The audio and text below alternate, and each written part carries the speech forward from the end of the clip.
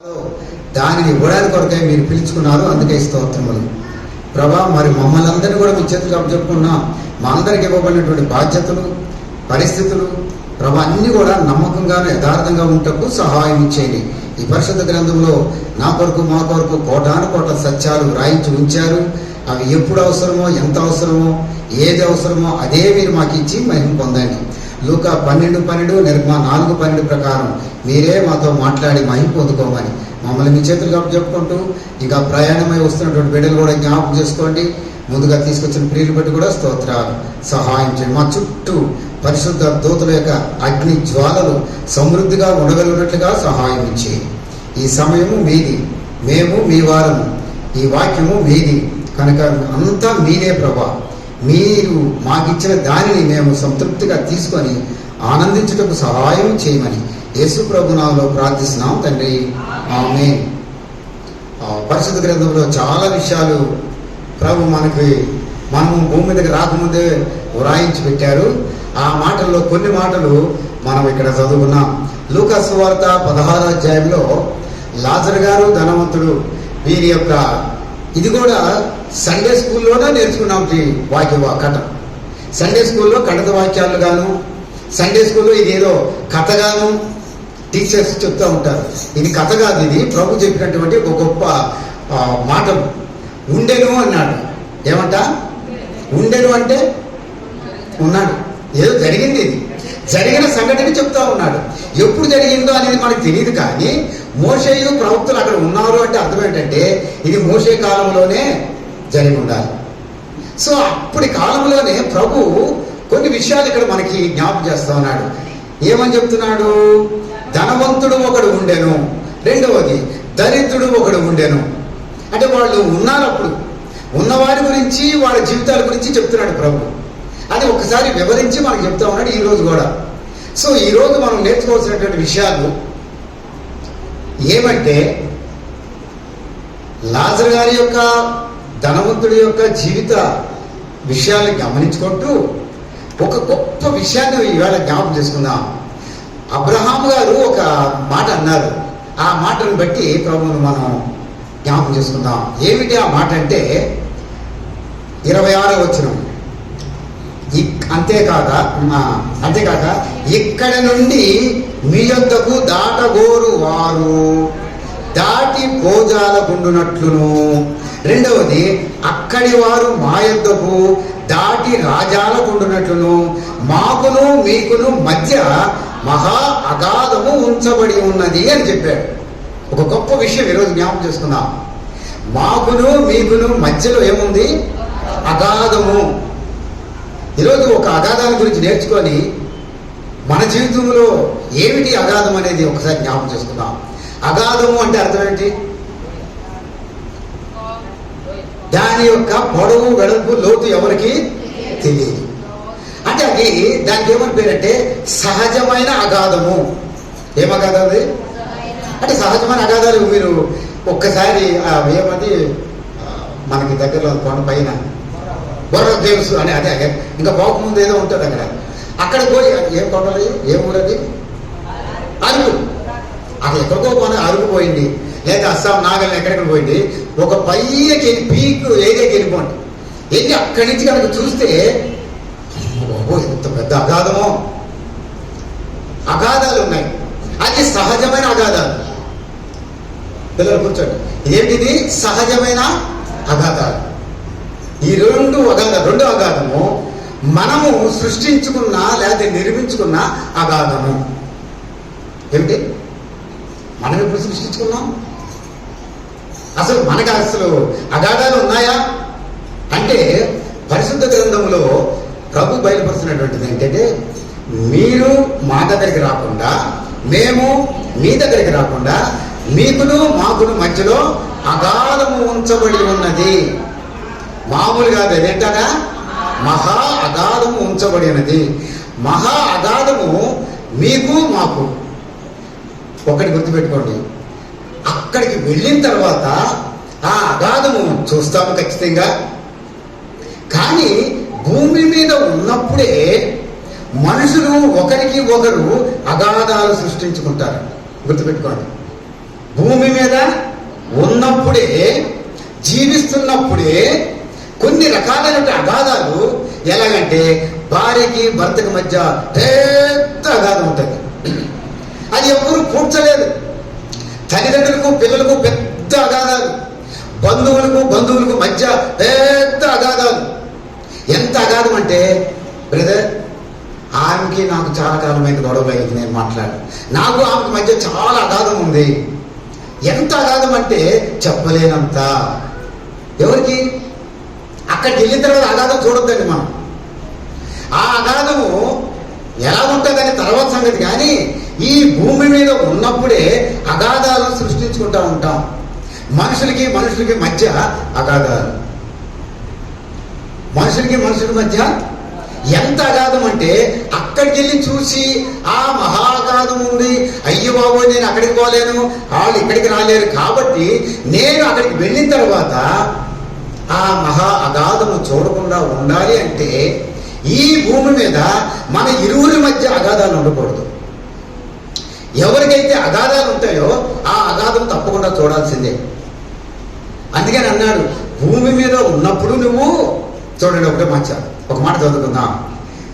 తండ్రి అయిన అబ్రహామా, నా యందు కనికరపడి తన వేలి కొనను నీడలో ముంచి నా నాలుగును చల్లార్చుటకు లాజరు గారిని పంపించు, నేను అగ్ని జ్వాలలలో యాతన పడుచున్నాను అని కేకలు వేసి చెప్పాను.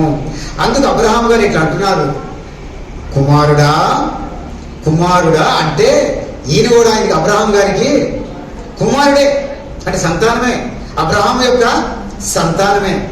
కానీ ఆ అబ్రహాం గారి యొక్క సంతానం కూడా అక్కడికి వెళ్ళాడు. ఎక్కడికి వెళ్ళాడు? అగ్నిగుండములోనికి వెళ్ళాడు. అగ్నిగుండములోనికి వెళ్ళాడు. ఎవరు? అబ్రహాం గారి కుమారుడే. ఎవరు ఆయన?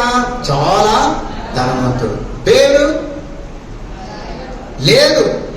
నేను కూడా అబ్రహాం కొడుకునే, నేను కూడా ధనవంతుడినే, నేను కూడా బోధకుడినే, నేను కూడా విశ్వాసినే, నేను కూడా పరిశుద్ధుడినే, నేను కూడా నీతిమంతుడిని అని చెప్పుకొని బ్రతికేస్తున్నటువంటి విశ్వాసుల క్రైస్తవ జీవితం అని. అందుకని ఆయన అన్నాడు, కుమారుడా నీవు నీ జీవితకాలమందు నీకు ఇష్టమైనట్టు సుఖమును అనుభవించితివి.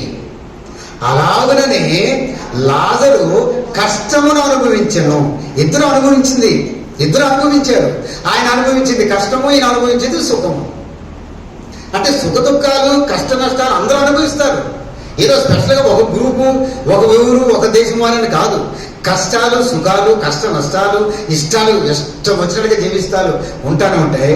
అందుకని ఏమన్నాడంటే, అతడు నీవు నీ జీవితకాలముందు నీకు ఇష్టమైనట్లు సుఖము అనుభవించావు, అలాగనే లాజరు కష్టం అనుభవించనని జ్ఞాపకము చేసుకునము. వీళ్ళిద్దరి మధ్యలో పెద్ద అగాధం ఉంది. ఈయనకి ఇద్దరి మధ్యలో అగాధం ఏమిటంటే, ఆయన సుఖాన్ని అనుభవిస్తున్నాడు, ఈయన ఈ కష్టాన్ని చూచి కూడా ఆ సుఖాన్ని అనుభవిస్తున్నటువంటి ఈయనను మరిచిపోవడమే పెద్ద అగాధం. రేపు సౌడ గుర్తుపెట్టుకోండి, అగాధాలను సృష్టించుకుంటుంటాం మనం. ఆయన అంత సుఖాన్ని అనుభవిస్తున్నాడు, ఈయన ఇంత కష్టాన్ని అనుభవిస్తున్నాడు. వీరిరువురి మధ్య సన్నిహిత సంబంధం లేదు. ఎంత అగాధం ఉందంటే, ఈ అగాధము యొక్క వెడల్పు ఎంత అని అడిగితే అబ్రహాం గారిని, నీవు అక్కడికి రాలేవు, మేము ఇక్కడికి, నువ్వు మా దగ్గరికి రాలేవు, మా వాడు అక్కడికి. అంత అగాధం ఎలా సృష్టించుకున్నావు? నువ్వు భూమి మీద ఉన్నప్పుడు చేసే పని అని.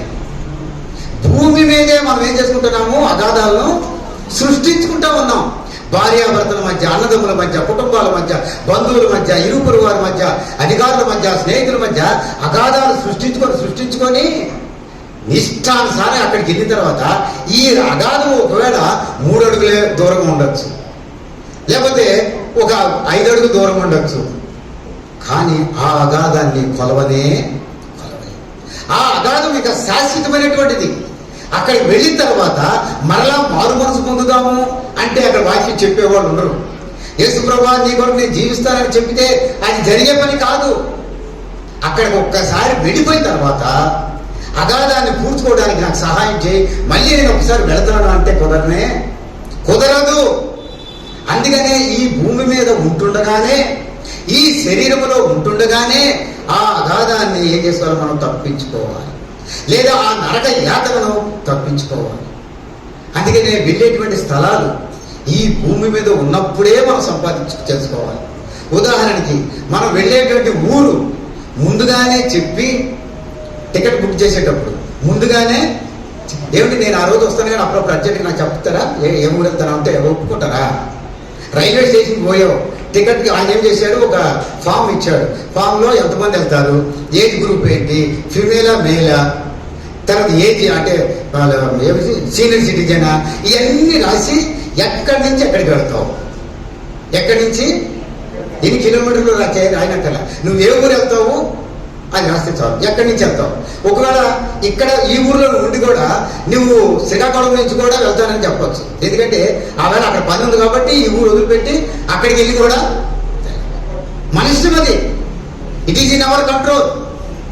రాసిన తర్వాత సీట్లు లేవు అని అనొచ్చు, లేకపోతే ఉన్నాయి, లేదా వెయిటింగ్ కన్ఫర్మేషన్ అవ్వదు, లేకపోతే ఇంకేమో ఉన్నాయి తత్కాలు, ఏదో పిచ్చి పిచ్చి అని ఉన్నాయి.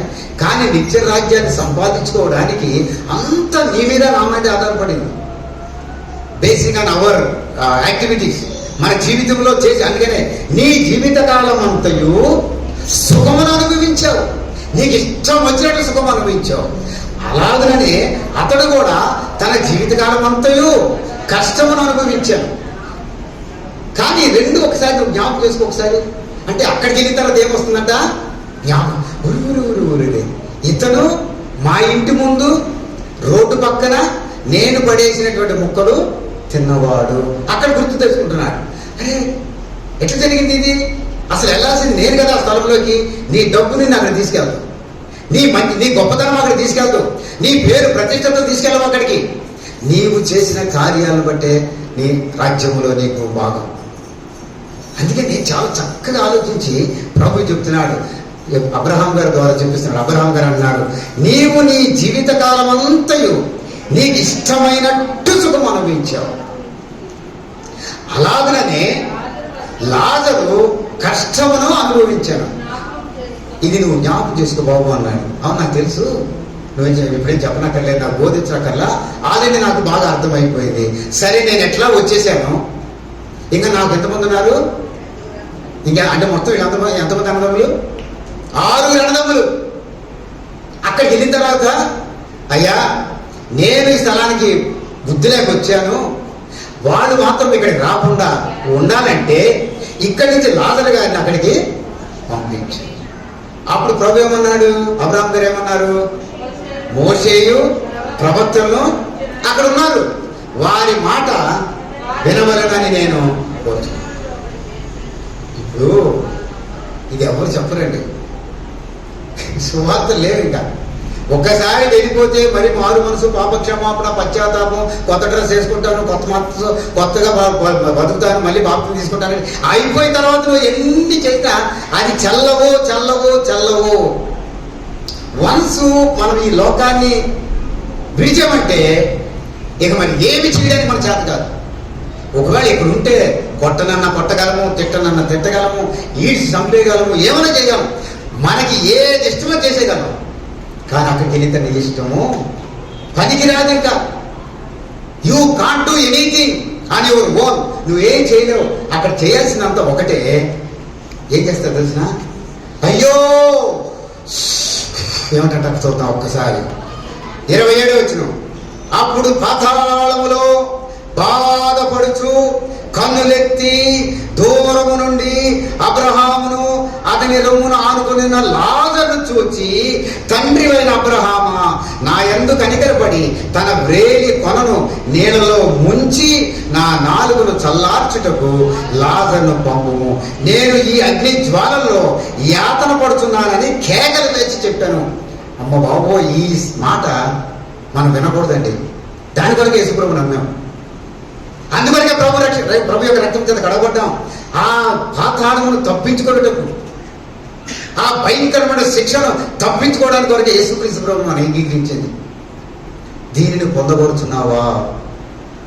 నీవు అది పొందగలనని నీకు నిరీక్షణ ఉందా? మనందరం ఎవరమండి? నిరీక్షణ క్రిస్టియన్స్, నిరీక్షణ క్రైస్తవులు.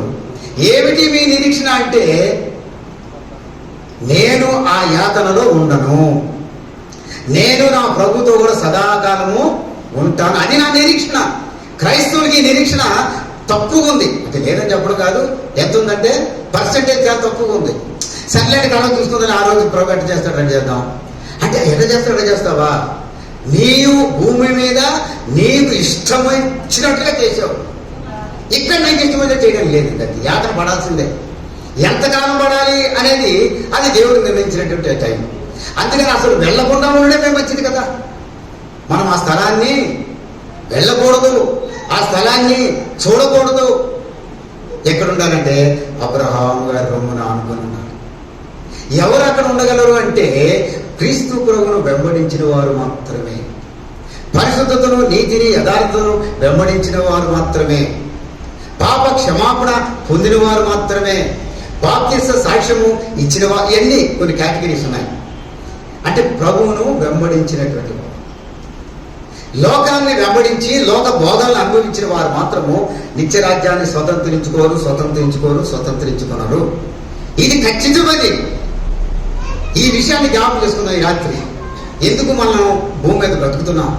ఈ బ్రతుకు అయిన తర్వాత, నా టైం అయిపోయిన తర్వాత, నా కాలం అయిపోయిన తర్వాత, నా జీవితకాలం ముగిసిన తర్వాత నేను ఎక్కడ ఉంటాను? అక్కడికి వెళ్ళి ప్రార్థనలు చేస్తారా లేదు? ఏమని ప్రార్థన చేశాడు? తండ్రి అయిన అబ్రహామా, ఆ లాజరు గారిని నా దగ్గరికి పంపించండి. ఆయన స్థితిని ఏంటంట, తన వ్రేలి కొనను నీడలో ముంచి నా నాలుగును చల్లార్చుటకు పంపము. అది కూడా ప్రార్థనే కదా. ఇక్కడ భూమి మీద ఆ ప్రార్థనలు లేవు. ప్రభువా, నేను ఆ యాత్రలోకి వెళ్లకుండా నన్ను కాపాడాడు ప్రభువా, నేను నరక యాత్రని చూడకూడదు ప్రభువా, నేను కానీ నా కుటుంబస్తులు కానీ, నేను కానీ నా సంఘస్థులు కానీ ఆ స్థలమునకు వెళ్ళకూడదు ప్రభువా. ఇక్కడే ప్రార్థన చేయాల. అక్కడికి వెళ్ళిన తర్వాత ప్రార్థన చేయడానికి అవదంట. చేసినా ఇట్ ఈస్ నాట్ యాక్సెప్టబుల్. ఏమని అన్నాడు? ఇది అయిపోయింది, మాట్లాడుకో, నువ్వు ఎంత ఏడ్చుకో, ప్రార్థన చేసుకో, కుదరదు. ఒకవేళ ఆ భూమి మీద ఉన్నటువంటి వారు మోషేయు ప్రవక్తలు చెప్పిన మాటలు గనక వినిదేయడలా ఈ స్థలానికి రారు. వినడానికి నేను బోధకులు పెట్టాను, వినడానికి పరిశుద్ధ గ్రంథాన్ని ఇచ్చాను, ధర్మశాస్త్రాన్ని ఇచ్చాను. ఆయనకైతే ధర్మశాస్త్రం ఒకటే, మనకి 2 శాస్త్రాలు. నీతి శాస్త్రము అంటే ఇప్పుడు అనుకుందాం, ఏం శాస్త్రం మనకి? రక్షణ శాస్త్రము, నీతి శాస్త్రము, యథార్థ శాస్త్రము, పరిశుద్ధ శాస్త్రము, ఈ నూతన నిబంధన. ఇంత మంచి గ్రంథాన్ని ఇచ్చాడు. తర్వాత పాత నిబంధన కూడా ఇచ్చాడు. ఈ 2 గ్రంథాలు ఇచ్చినా అవి వినడం లేదంట. మనం అవి సరిగా చదవడం లేదు. అరే అవి చదువునేయండి, వాళ్ళు వినేయండి, వాళ్ళు వింటే చాలు, ఇక్కడికి వస్తారులే. చూడండి, మోషే అతడు తండ్రి అయిన అందుకు అబ్రహాం అన్నారు, వారి యొక్క మోషేయు ప్రవక్తలు ఉన్నారు, వారి మాటలు వినవలెనని అతనితో చెప్పగా అతడు అన్నాడు, తండ్రి అయిన అబ్రహామా, అలాగనద్దు, ప్లీజ్ నా మాట విను. మృతుల్లో నుండి ఒకడు వారి యొద్దకు వెళ్ళిన ఎడల వారు మారు మనసు పొందుదురని చెప్పారు. ఉదాహరణకి ఈ మాట పిచ్చి మాట ఇది. ఒక ఆయన ఎప్పుడో చనిపోయాడు అనుకుందాం, ఆయన వచ్చి స్టేజ్ మీద వాక్యం చెప్తుంటుంటారు. అక్కడ ఏమిటి మాట మామూలుగా అనుకుందాం. ఒక ఆయన ఎప్పుడో చనిపోయాడు, మనకు తెలిసిన అతను బాగా వాక్యాలు చెప్తాడు, బోధ చేస్తాడు, పాటలు పాడతాడు, అన్నీ చేస్తాడు. ఆయన కనుక వచ్చి లైన్లో నిలబడి చందాలు వేయటం కానీ, మైక్ తీసుకొని పాటలు పాడుతున్నప్పుడు కానీ, వాక్యం చెప్తే కానీ ఉంటారా ఎవరైనా? చెల్లి వెళ్ళి డాడీ దగ్గరికి వెళ్ళిపో, గోటు డాడీ, ఉంటారా ఇక్కడ ఎవరైనా? అంటే మనం మామూలు ప్రశ్నించుకుందాం. ఒక మనిషి చచ్చిపోయినవాడు భూమి మీదకి వెళ్ళి మరలా వాక్యం చెప్తే ఇక్కడ ఎవరైనా ఉంటారా? బాబా బాబా, అక్కడికి వెళ్ళామని కూడా చచ్చినోడు వచ్చి వాక్యం చెప్తుంటారు. జరగకండి, చచ్చినోడు వచ్చి పాటలు పాడతారు, ఆరాధన చేస్తారు, చందాలు వేస్తారు, కానుకలు వేస్తారు. కాబట్టి అక్కడికి ఆ చర్చికి ఎల్లరు వెళ్ళనివ్వరు. ఈయన పిచ్చి మాట. చచ్చిపోయినాడు ఒక భూమి మీదకి వెళ్ళి చెప్పితే వింటారట. ఇది నిజమా? అంటే ఇది ఆ మాట అది ఏమాత్రము మేలుకరమైన మాట కాదు. పంపిస్తే కుదరదయ్యా అని అయిపోయింది, నువ్వు ఏదో చెప్తున్నావు చెప్పని అన్నట్లుగా ఉన్నాడు. కానీ ప్రభు చెప్తున్నటువంటి మాటలు, అందుకు అతడు మోషేయు ప్రవక్తలు చెప్పిన మాటలు వారు వినని ఎడల మృతులలో నుండి ఒకడు లేచినను వారు నమ్మరని వారితో. ఎందుకంటే ఇది కూడా జరిగింది విషయం. మృతులలో నుండి ఒకడు లేచారు, లేచి వాక్యం చెప్పినా సరే కూడా వినలేటువంటి స్థితిలో ఉన్నారంట. ఎలా ఉంది? ఒకవేళ లేచి వచ్చాడు అనుకోండి, నమ్మరు. ఎందుకు నమ్మరంటే ఇది దయ్యమో ఇది భూతమో అని చెప్పి పక్కకి వెళ్ళిపోతారు. యేసుక్రీస్తు ప్రభువు చనిపోయిన వారు లేపితేనే అమ్మమ్మ పోయి దయ్యం పెట్టినోడు ఇతనే వ్యక్తులు ఊళ్ళుంటాడు. బాగు చేసినందుకే వెళ్ళిపోమన్నారే. జీవితాలు అలా ఉన్నాయి. ప్రేమ సహోదర సహోదరి, ఈ కాన్వర్జేషన్, ఈ సంభాషణ మనం వింటున్నప్పుడు మన జీవితాన్ని ఒక్కసారి పరీక్షించుకుందాం. నేను అక్కడికి వెళ్ళి ఇలాంటి మాటలు మాట్లాడకూడదు. నేను ఎక్కడ ఉండాలి? అబ్రహాం గారి దగ్గర ఉండాలంతే. అందుకని ప్రభు అన్నాడు, మత్తయి సువార్త 18:19 ఒక్కసారి చూద్దాం. మత్తయి సువార్త 2 మాట చదువుకొని మనం ముగించుకుందాం. మత్తయి సువార్త 19వ అధ్యాయం 27వ వచనం చదువుతాను. పేతురు గారు యేసు ప్రభుతో ఇట్లా అంటున్నాడు, ఇదిగో మేము సమస్తమును విడిచిపెట్టి నిన్ను వెంబడించితివి గనుక మాకేమి దొరుకును? ఇది ప్రశ్న మనకి. మేము సమస్తాన్ని విడిచిపెట్టి నిన్ను వెంబడించాము, మాకేం దొరుకును? ఏమిటి? ఆ ఉద్యోగం వదిలిపెట్టి మీ దగ్గరికి వచ్చి నాకేం లాభం? అక్కడ 50,000 దగ్గరికి వస్తే నా 30 అయిపోయింది, ఏం లాభం? తగ్గిపోయింది కదా, ఏమి లాభం? ఇది మనిషికి ఉన్నటువంటి బలహీనత. మేము చేపలు పడితే ఒక రోజుకి సుమారుగా 5,000, 8,000 వచ్చేది. ఇప్పుడు నేను వెంబడించాం, ₹1 లేదు. ఒకవేళ ఉందనుకుంటే అంత ఎవరి దగ్గర ఉంది? ఇస్తాడే దగ్గర ఉంది. ఇప్పుడు మాకేమైనా ప్రతిరోజు ప్రార్థన అంతా అయిపోయిందని పంచిపెడుతున్నాడా? ఎంతసేపు ఆడే పెట్టుకుంటున్నాడు. వచ్చిందంతో తెలియదు, పోయిందంతో తెలియదు, కష్టపెట్టిందంతో తెలియదు, ఆడే పెట్టుకున్నాడు అంతా. కాబట్టి మాకేం లాభం? అది అంత ఎవరికి లాభం? యోగేశ్వరుడికి లాభం, నీకు లాభం. అసలు నీకు కూడా లేదులే, మా పెద్ద వాక్యం చెప్తున్నావు కానీ నీకు కూడా ఏమి. కానీ పేతురు గారికి ఉన్నటువంటి మనసు ఏంటంటే, మేము సమస్తమును విడిచిపెట్టి నిన్ను వెంబడించాము, మాకేం లాభం? ఇది మనిషికి ఉండాల్సినటువంటి ఆశ. మంచి ఆశ అవ్వచ్చు. అక్కడ అంటున్నాడు ప్రభు, ఏమంటున్నాడంటే, యేసు ప్రభు ఇట్లా అంటున్నాడు, ప్రపంచ పునర్జన్మమందు మనుష్య కుమారుడు తన మహిమగల సింహాసనం మీద ఆసీనుడై ఉండినప్పుడు నన్ను వెంబడించిన మీరును 12 సింహాసనం మీద ఆసీనులై ఇశ్రాయేలు 12 గోత్రముల వారికి తీర్పు తీర్చుదురు. నా నామము నిమిత్తం అన్నదమ్ములైన, అక్క చెల్లెండ్రైను, తండ్రినైనను, తల్లినైనను, పిల్లలైనను, భూములైనను, ఎండ్లనైనను విడిచిపెట్టిన ప్రతివాడును 100 రెట్లు పొందును. ఇది కాక నిత్య జీవమును స్వతంత్రించుకొను లేదా సంపాదించుకొను. ఏమిటి సంపాదించుకోవడానికి ప్రయత్నం చేస్తున్నాం మనం? నిత్య రాజ్యమును స్వతంత్రించుకున్నట్టు మనం ప్రయాసపడాలి. ఇది ఉందా మనకి? క్రైస్తవులు అని చెప్పుకున్నాడు మనకు, విశ్వాసం అని చెప్పుకున్నటువంటి మనకు, నిరీక్షణ క్రైస్తవులు అని చెప్పుకున్నటువంటి మనకు ఇది ఉందా?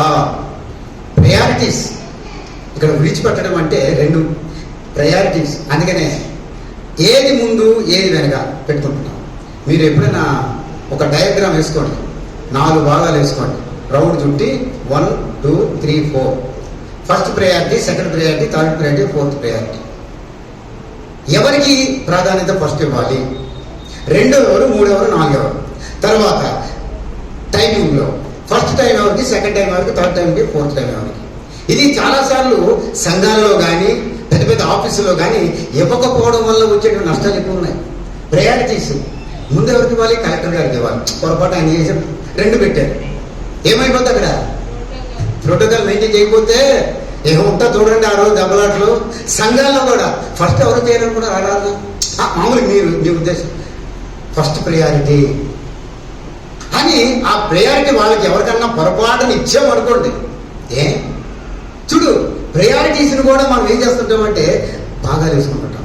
కానీ మన ఆత్మీయ జీవితంలో ప్రయారిటీస్ అంటే ప్రాధాన్యతలు, లేదా ముందుగా ప్రయారిటీ దేనికి ఇవ్వాలి? ప్రార్థనా జీవితాన్ని, పరిశుద్ధ జీవితాన్ని అన్నిటికి ఇచ్చిన తర్వాత చివరి ఏం చేసుకోవాలంటే నీకు ఇచ్చుకోవాలి. ఎవరికి ఇవ్వాలి? అందుకనే జాయ్ అంటారు ఇంగ్లీష్లో, JOY. జాయ్ అంటే అర్థం ఏంటి? ఆనందం, సంతోషం కదా, జాయ్ఫుల్ లైఫ్. జే అంటే జీసస్, ఓ అంటే అదర్స్, వై అంటే యు. మనం ఈ జాయ్ని అనుభవించాలంటే మొట్టమొదట ప్రధానమైనటువంటి స్థానాన్ని ఎవరికి ఇవ్వాలా? జీసస్, దేవునికి, సర్వోన్నతుడు ప్రభువుకి ఇవ్వాలి. రెండవది ఇతరులకి, మూడవది మనం ఏం చేస్తాం? ఫస్ట్ మనది, సెకండ్ ఇద్దరితో కాదులే, దేవుడికి ఇద్దాం. ఎవరికి ఇద్దాం? దేవునికి. మూడవది ఇతరులకి. దాంట్లో స్పెల్లింగ్ ఏమైనా అర్థం ఉందా? పిచ్చి, అసలు ఏమి లేదు అర్థం. అది భూమి మీద అలాంటి అక్షరం కూడా లేదు. ఏది? వై జే ఓ. వై జే ఓ ఏమైనా అర్థం? ఏమీ లేదు, నథింగ్ ఈజ్ దే. జేఓవై కావాలంటే నీ ప్రయారిటీస్ని ఫస్ట్ దేవునికి కూడా నేర్చుకోవాలి. అందుకని మేము ఏం చేయాలి అని అడిగితే ఫస్ట్ మీరు ఏం చేయాలంటే ఇవన్నీ పక్కన పెట్టండి. ఫస్ట్ ప్రయారిటీ నీతిని, రాజ్యాన్ని వెదకండి. అప్పుడు మీకు అన్ని సెకండరీలో ఉన్నాయే అవి వస్తాయి. ఇది బైబిల్ గ్రంథంలో పాత నిబంధనలో ఒక ఆయనే అనుభవించాడు. ఆయన పేరు సొలొమోను రాజు గారు. సాల్మన్ గారు అన్నారు, ప్రార్థన చేస్తే ప్రభు దర్శనంలో చెప్పాడు, నీకేం కావాలి కోరుకో, నీకు ఏది కోరుకుంటో ఇస్తానన్నాడు. ఒకవేళ అదే కనుక ఈ రాత్రి మీరు ఇంటికి వెళ్తే నిద్రపోతే నాతోనే ఏం కావాలి ఫస్ట్ నీకంటే ప్రభు ₹1,00,00,000. నెక్స్ట్ ఎందుకు? మందిరం శుభ్రం చేస్తాను అంటే ఫస్ట్ డబ్బులు కావాలా. కానీ సొలొమోను గారు ప్రార్థన చేసి ఏమన్నాడు తెలిసిన? నీవు ఈ ప్రజలందరికీ తీర్పు తీర్చడానికి తగిన జ్ఞానమును, తెలివిని నాకు దయచేయి. దేవుని యొక్క పని ఫస్ట్ ప్రయారిటీ. ఆ కార్యాలని, దేవుని యొక్క కార్యాలని సరిగ్గా జరిగించాలి, నేను సరిగ్గా చేయాలి. 2వ దినవృత్తాంతం 1వ అధ్యాయం 7వ 10వ వచనం. మొదటి దినవృత్తాంతములు మొదటి దినవృత్తాంతులు 2వ దినవృత్తాంతులు 1వ అధ్యాయము 10వ వచనం. ఈ నీ గొప్ప జనమునకు న్యాయము తీర్చ శక్తి గలవాడేవాడు. నేను ఈ జనులకు జనుల మధ్యన ఉండి దేవుని యొక్క కార్యములను పెడదాం. ఇవాళ ఏం కార్యాలు? కార్యాలు మామూలు చక్కబెట్టేస్తాం. ఏం చేస్తాం? తుడి చేస్తాం, ఏం చేస్తాం, చాప వేస్తాం, భోజనం పెడతాం, అన్ని చేసేస్తాం కార్యాలు. కానీ దైవ కార్యాలను చేసేటువంటి మంచి, మనం చూడండి, కార్యములను చక్కబెట్టినట్లు తగిన జ్ఞానమును, తెలివిని నాకు. అప్పుడు ప్రభు అంటున్నాడు, అందుకు దేవుడు ఎలాగన్నాడు సొలొమోనుతో, నీవు ఈ ప్రకారం యోచించుకొని ఐశ్వర్యమునైనను, సొమ్మునైనను, ఘనతనైనను, శత్రువుల ప్రాణమునైనను, దీర్ఘాయువును అడుగక నేను నిన్ను వారి మీద రాజుగా నియమించిన నా జనులకు న్యాయము తీర్చుటకు తగిన జ్ఞానమును, తెలివిని అడిగి ఉన్నావు. కాబట్టి సెకండరీ అన్ని నీకు ఇచ్చేస్తాను. ఫస్ట్ మనం అడగాల్సిన అడగం. ఈ అడిగే విషయాలలో కానీ, ప్రభువుకు ప్రార్థించే విషయంలో కానీ మొదటి ప్రాధాన్యత ఇవ్వకపోవడం వలన సెకండరీ ఉన్నాయే మనకి, అవి రావడంలో తక్కువగా ఉంటున్నాయి. అవి అనుభవించలేకపోతున్నాం. అందుకే యేసుప్రభు కూడా చాలాసార్లు చెప్పారు, మీరు నా నీతిని, రాజ్యము మొదట వెతకుడి, అప్పుడు అవన్నీ మీకు. అందుకనే ప్రభు చెప్పాడు, మీరు నన్ను వెంబడించాల్సిన వారు అయితే భూలోకంలో ఉన్న తల్లిని, తండ్రిని ఇవన్నీ సెకండరీ లిస్టులో పెట్టండి. Reality list first. దేవుడు తప్ప ఏది లేదండి, అంతే ఒకటే. నా దేవుడు. నీకు బాగా, నీకు భార్య చాలా అందగైతే డబ్బులు నావేర్చవచ్చు, లేదా నీ భర్త అందగాడ అయ్యొచ్చు, డబ్బులు వాడవచ్చు, లేదా మంచి మంచి ప్రేమ కలిగినవాడు, ఇవన్నీ ఉన్నాయి. These are all secondaries. Don't give any priority for that. భర్త కానీ, భార్య కానీ, ధనాన్ని కానీ, ధాన్యాన్ని కానీ, అనుసంధానాలు కానీ, గొప్పతనాలు కానీ, భోగభాగ్యాలు ప్రయారిటీ కనుక ఫస్ట్ ఇచ్చావా దేవుడు సహించలేదు. అందుకని ప్రతిసారి చెప్తున్నాడు ఆదికాండం నుంచి కూడా, ప్రయారిటీ. నాకన్నా ఒకరికి ప్రేమిస్తున్నావేమో. ఆదివారం విన్నారన్నమాట అబ్రహాం గారితో ఏమన్నాడు? నీవు ప్రేమించుతున్నా అబ్రహామును, నీకు ఒక్కడైన అబ్రహాం ఇస్సాకును నాకు ఫస్ట్ నాకు ఇచ్చే, సెకండ్ నీది. అప్పుడు ఏం చేశాడు? మళ్ళీ ఫస్ట్ ఏదైతే ప్రభుకి ఇచ్చాడో అది ఇచ్చేశాడు. తర్వాత భూమి మీద మనందరినీ కూడా ఇసుకరేణులోనే చేశాడు. మనము ఈ ప్రయారిటీస్ అంటే ప్రాధాన్యతలు చాలా తక్కువగా చూస్తున్నాం, గుర్తుపెట్టుకోండి. అందువల్ల ఈ యొక్క రాత్రి కాల సమయంలో ఈ విషయాలు అడుగుదాం. నీవు ఏం కోరుకుంటున్నావు? అక్కడికి వెళ్ళిన తర్వాత కోరుకుంటే కుదరదు. మళ్ళీ చెప్తా, అక్కడికి వెళ్ళిన తర్వాత కోరుకుంటే కుదరదు. కాబట్టి ఇక్కడ ఉన్నప్పుడే కోరుకోవాల్సింది ఏమిటో కోరుకో. అబ్రహాం గారు మీరేం కోరుకుంటారంటే, దేనికి దేవుడు శిల్పియు నిర్మాణకుడై ఉన్నాడో ఆ పునాదులు కలిగిన పట్టణం కొరకు నేను ఎదురు చూస్తాను, అది నాకు కావాలి. అయితే మరి ఏం చేయాలి అంటే, నేను బిల్డింగ్ కట్టను అంటే ఈ వేళ కట్టుకోవడం మానేదండి. ₹1,00,000 బిల్డింగ్ కట్టండి పర్వాలేదు, ఎందుకంటే మనం వెళ్ళిపోయిన తర్వాత వేరే వాళ్ళకి దొరుకుతుంది, వాళ్ళని బాగుపడతారు కదా. కానీ ఏమంటున్నానంటే, గుడారములలో నివసించుచు ఎన్ని సంవత్సరాలు, how many years he was lived in the world? 175 years. 175 సంవత్సరాలండి. మనం 20-30 సంవత్సరాలు జీవించగానే ఏదో పెద్ద ప్రపంచంలో సాధించేసినట్లు, అంతా మనకే ఉన్నట్టుగా గొప్ప ఫీల్ అయిపోతుంటాం. 175 అంటున్నాడు, ఏమన్నాడు? నాకేం అక్కర్లేదు. దేవుడు దేనికి శిల్పియు నిర్మాణకుడు అయినాడు ఆ పునాదులు వెళ్ళిన పట్టణం కొరకు అబ్రహాము ఎదురు చూచాడు. 175 years, 175 సంవత్సరాలు ఎదురు చూసింది ఏమిటి అంటే, మోషే గారు మీరు చెప్పండి అంటే మోషే గారు అడుగుతాం. 120 సంవత్సరాలు కళ్ళు ఏమిటి అడ్డాలు పెట్టుకున్నారా? అప్పే నాకు అడ్డాలు లేవు. ఏం మీరు ఏమన్నా కొంచెం కళ్ళు ఉడిగియా? లేవు. కొంచెం నేను నరాలు బలహీనంగా ఉన్నాయా? లేవు. కాళ్ళు నొప్పులా? లేవు. ఎందుకు లేవంటే ప్రయారిటీ ప్రభుకి ఇచ్చాడు. మొదటి స్థానము ప్రభుకి ఎవరైతే ఇస్తారో వాళ్ళకి దేవుడు సమృద్ధిగా జీవిస్తాడు. ఇది ప్రాక్టికల్ గా మనం అనుభవించాల్సిందే, ఎవరో చెప్పితే వచ్చేది కాదు. ఇది నీకు నువ్వుగా, నాకు నేనుగా ఈ అనుభవాలు కనుక చేసుకున్నట్లయితే, ప్రభు అలాగున క్రీస్తును వెంబడించిన వారమైతే అప్పుడు అంటారంట, ఏమని అంటారు తెలిసిన అలాంటి వాళ్ళు. ఫిలిప్పీ రాసిన పత్రిక 1వ అధ్యాయంలో చదువుకున్నాం, 19వ వచనం, 26వ వచనం. ఫిలిప్పీ, ఇక చాలయ్యా నాకు మాయించి బలం వచ్చేసింది, ఇక నేను వెళ్ళిపోతాను అంటాడంట.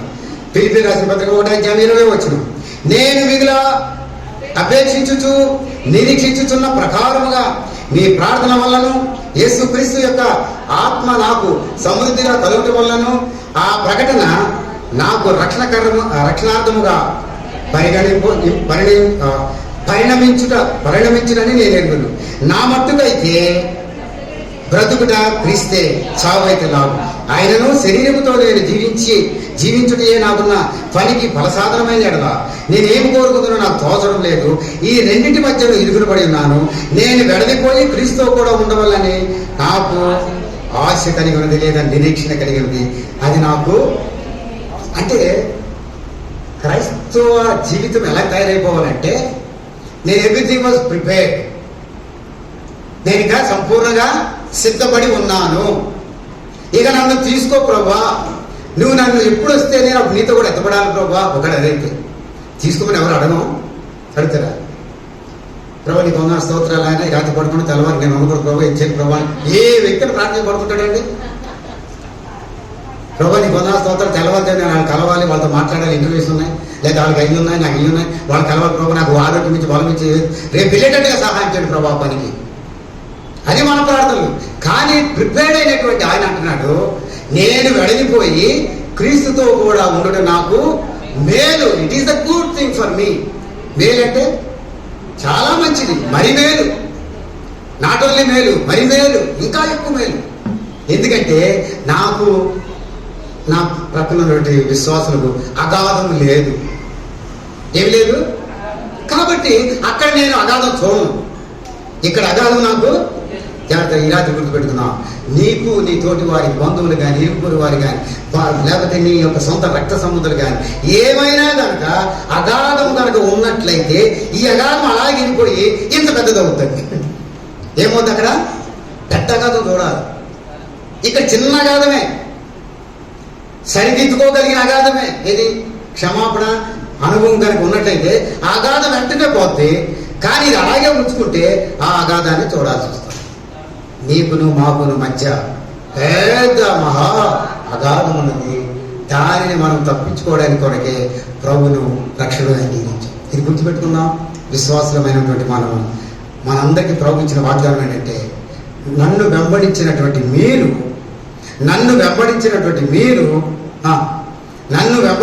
మీరు లేదా మీకు 12 సింహాసనం మీద కూర్చొని అది శిష్యుడికి ఇచ్చాడు. మనకేమి ఇచ్చాడంటే, నన్ను వెంబడించిన మీరు నా సింహాసనం అందు, ప్రకటన గ్రంథం 3వ అధ్యాయం 20వ వచనంలో ఉంది. ప్రకటన 3:20 జయించు వారిని, అంటే పాపాన్ని, శాపాన్ని, దుర్మార్గతను అన్ని కప్పిపెట్టి ప్రభువును వెంబడించినటువంటి మీరు నాతో కూడా, ప్రకటన గ్రంథం 3వ అధ్యాయం 20వ వచనం, నేను జయించి నా తండ్రితో కూడా ఆయన సింహాసనంలో కూర్చుండిన ప్రకారం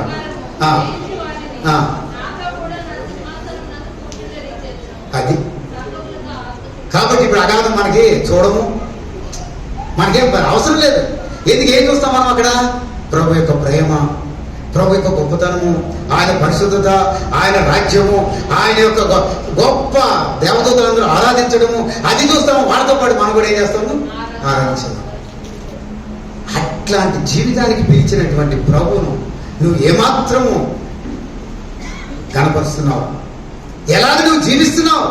ఈ భూమి మీద ఉన్నప్పుడే మరలా అక్కడికి వెళ్ళిపోయిన తర్వాత నీకు కుదరదు కుదరదు కుదరదు. ఒకవేళ మరలా మారు మనసు పొందాలంటే కుదరదు. అక్కడ బాప్తిస్మం ఇవ్వడానికి బాప్తిస్మం ట్యాంక్ లేదు, ఉందా? లేదు, ఇక్కడ ఉంది భూమి మీద. అక్కడ మరలా యేసుక్రీస్తు ప్రభు సిలువలో వేలాడినట్టు నువ్వు బొమ్మ కూడా చూడవు, ఒకవేళ ఏమి చూడవు. అక్కడ చూసేదల్లా ప్రభుతో కూడా ఉండడం ఒకటి, లేదా నరకంలో యాతన పడడం, ఈ రెండే చూస్తాం. ఈ రెండు తప్ప వేరే ఏం లేవండి మనకి మిగిలిన రెండింటిలో మనకి మిగిలింది ఏది? ఓన్లీ వన్, నిత్యరాజ్యములో ప్రభుతో కూడా సదాకాలము. కనుక పౌలు గారు అంటారు, మీరు నిరీక్షణ క్రైస్తవులు అండి. ఓకే, అయితే నేను ఒక మాట రాస్తానని చెప్పి తెస్సలోని సంఘానికి రాస్తూ ఆ నిరీక్షణ క్రైస్తవులకు మాట చెప్పి మీరేం చేస్తారంటే, ఈ మాటలు ఒకరితో ఒకరు చెప్పుకొని, ఒకరినొకరు బలపరుచుకొని, ఆదరించుకొని, సంతోషముగా ఉంటూ ఆ దినము కొరకు ఎదురు చూడండి. 17వ వచనం, ఆ మీద సజీవులమై నిల్చుండి మనము వారితో కూడా ఏకముగా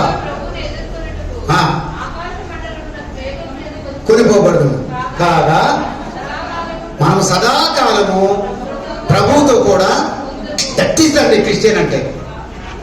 క్రిస్టియన్ అంటే అర్థం ఏంటంటే ప్రభుతో కూడా సదాకాలము ఉండేవారు.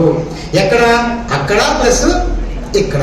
అందుకనే ఫిలిప్పీ ఇంత చదువుకున్నాం కదా, తిమోతి రాసిన 2వ పత్రికలో ప్రభువును వెంబడించే విషయంలో ఇది చదువుకొని ఒక్క నిమిషంలో క్లోజ్ చేసుకున్నాం. తిమోతి రాసిన 2వ తిమోతి 2వ అధ్యాయము 22వ వచనం చదువుదాం. నీవు ఎవరిచ్చినట్టు పారిపోము, పవిత్ర హృదయులై ప్రభువునకు ప్రార్థన చేయ వారితో కూడా నీతిని, విశ్వాసమును, ప్రేమను, సమాధానమును వెంటాడుము. Flee and follow. Flee and follow అంట. ఫ్లీ అంటే విడిచిపెట్టుట లేదా వదిలివేయుట. ఫాలో అంటే వెంబడించ. ఇప్పుడు మనం ఎవరిని వెంబడిస్తున్నాము? ప్రభు పిలిచాడు, పేతురు గారు మీరు నన్ను వెంబడించండి అన్నారు. యోహాను గారిని పిలిచారు, మత్తయ్య గారిని పిలిచారు. వీళ్ళందరినీ పిలిచి వాళ్ళు వెంబడించమన్నాడు. వెంబడించి అతను కూడా పిలిచారు. ఎవరిని? ఫైనాన్స్ మినిస్టర్ గారిని. ఆయన కూడా పిలిచాడు. ఏమని? బాబు రా అన్నాడు. ఆయన వచ్చి వెంబడిస్తానని చెప్పుకుంటూ, యేసు ప్రభువును వెంబడిస్తున్నానని చెప్పుకుంటూ డబ్బులు వెంబడిస్తున్నాడు. తర్వాత ఊరిలో ఉన్నటువంటి మతాధిపతులను వెంబడిస్తున్నాడు. ఏం చేస్తారు? ఎంత ఇస్తారు? యేసు ప్రభువును వెంబడించే వాడికి లోకంతో లింకులు ఉండకూడదు. మనకి ఆయన వెంబడించినటువంటి మనము ప్రేమను, పవిత్రతను, విశ్వాసమును, సమాధానమును వెంటాడును. పవిత్ర హృదయులై ప్రార్థన చేయు వారితో కూడా నీతిని, విశ్వాసమును, ప్రేమను, సమాధానమును వెంటాడును. You have to follow that. నువ్వు ఎవరైతే ఫాలో అయితే అవుతారో, అలాంటి ఫాలో అయినటువంటి అబ్రహాం గారు, అలాంటి ఫాలో అయినటువంటి మోషే గారు, నీకు చాలా మంది తల చూసుకున్నాం. వాళ్ళు వెంబడించిన వారు ఆయనతో కూడా ఉన్నారు. అంతే సూత్రం. వెంబడించిన వారు, లోకాన్ని వెంబడించిన వారు లోకంలోనే. కాబట్టి లాజరు ధనవంతుల యొక్క జీవితంలో ఒక్కసారి రోజు చదువుతున్నాను, ప్రభా నేను అబ్రహాము గారి రొమ్మును ఆనుకోవడానికి మాత్రమే రావాలి ప్రభా అక్కడికి. రెండవది, అక్కడికి వచ్చిన తర్వాత నాకు మీరు చెప్పారు కదా, మనం అడగచ్చు అక్కడికి ప్రార్థన చేసి, ప్రభా నీకు వందనాలు స్తోత్రాలు, భూమి మీద ఉన్నప్పుడు నువ్వు చెప్పావు, నిన్ను వెంబడించినటువంటి వారికి లేదా లోకాన్ని జయించినటువంటి వారికి సింహాసనం మీద కూర్చోబెడతానన్నావు, ఒక్కసారి చూపించు ప్రభు ఎక్కడ ఉందని అడిగితే ప్రభు చెప్తాడు, ఇదిగో ఇక్కడ ఉందిరా. ప్రేమ కలిగిన ప్రభు సింహాసనం మీద కూర్చోబెడతానని చెప్పినటువంటి అబద్ధమాడనారని దేవుడు ఒకరోజు ఆ కార్యాన్ని చేసి చూపిస్తాడు మనకి. ప్రభా చెప్పావు, ఎక్కడ చూపించు. సింహాసనం మీద కూర్చొని 12 సింహాసనం మీద కూర్చొని 12 సింహాసనం మీద గోత్రముల వారికి తీర్పు తీస్తున్నాడు. ఎప్పుడు ప్రభు అంటే ఇదిగో శిష్యులు 12 మంది, ఇదిగో 12 గోత్రాల కర్తలు ఎవరు? యాకోబు యొక్క 12. మన జీవితంలో అక్కడ కూర్చోవాలి. ఆ కూర్చోటువంటి స్థలం మనం పోగొట్టుకోవద్దని ఈ రాత్రి మనలో ఒకసారి జ్ఞాపకం చేస్తున్నాడు. 12 మంది వెంబడించారు, ఒక్కతను మాత్రం ఏం చేశారంటే ఆ చోటు పోయి సింహాసనం ప్రభు ఏర్పాటు చేసి ఉంచాడు, కానీ అదేం చేశాడంట? పోగొట్టుకునేను. లూకాసు వార్త అపోస్తలుల కార్యం 1:24 వచ్చింది. అపోస్తలులు 1:24. యోధా తప్పిపోయి తన చోటికి పోవుటకు, యోధా తప్పిపోయి ఎక్కడ పోవాలన్నాడు? తన చోటికి పోవుటకు. మనందరికి చోట్లు ఉన్నాయి, ప్రభు అక్కడ పెట్టాడు. But we may lose it by 30 coins.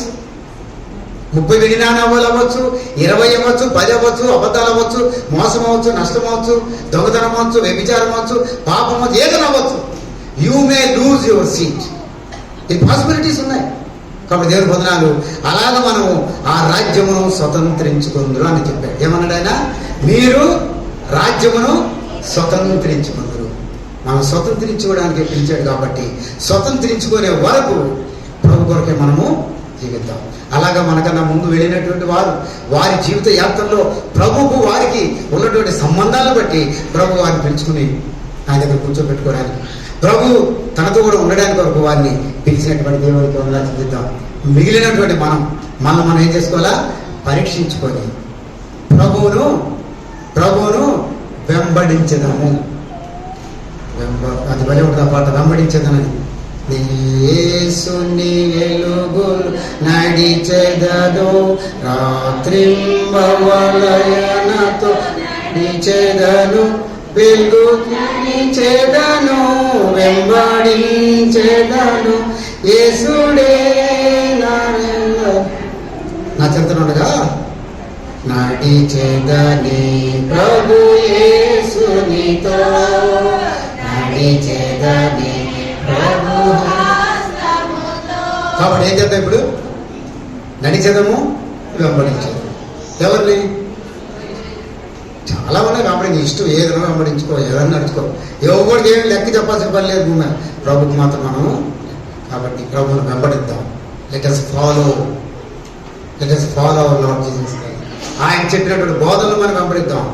ఆయన నడవలసినటువంటి నడకల్లో ఆ నడకల్లో మనం వెంబడిద్దాం. ఆయన విడిచిపెట్టినటువంటి ఫుట్ స్టెప్స్ అంటే అడుగుజాడల్లో మనం ఏం చేద్దాం? దేవుడు మనకు సహాయం చేయగాక. సుచిత్రమ్మ గారు ప్రభు సన్నిధానంలో చేరడానికి ప్రభు అనుమతించినటువంటి మాటకు లోబడి వారు వెళ్ళారు. కాబట్టి మనము మన అడుగుజాడల్లో, ప్రభు యొక్క అడుగుజాడలో మన అడుగులు ఎలా వెళుతున్నాయని ఒకసారి పరీక్షించుకొని ప్రభుతో కూడా సరిదిద్దాం. దేవుడు మనకు సహాయం చేయగాక. ఏమో చెప్తానమ్మా? 8:30 ఏమో చెప్తారా? ప్రార్థన చేసుకుందాం, అందరం మోకరిద్దాం. ప్రభు ఆ కుటుంబం ఏదైనా చేసిన మేలుకు, పిల్లలకి ఇచ్చిన రక్షణ బట్టి, ఆయన్ని కుటుంబాలకు చేసిన దాన్ని బట్టి వారు ప్రభు యొక్క బోధన శిక్షలో పెరగడానికి సహాయం చేస్తున్నందుకు దేవుడికి వందనాలు చెల్లిద్దాం. ప్రార్థన చేసి ఒక ఇద్దరు వారి కుటుంబం కొరకే ప్రార్థన చేయండి పెద్దలు. తరువాత మనం కార్యక్రమాన్ని ముగించుకుందాం. ఒక ఇద్దరు పెద్దలు ఆ కుటుంబ ఆత్మీయత వరకే భారంగా ప్రార్థన చేయండి.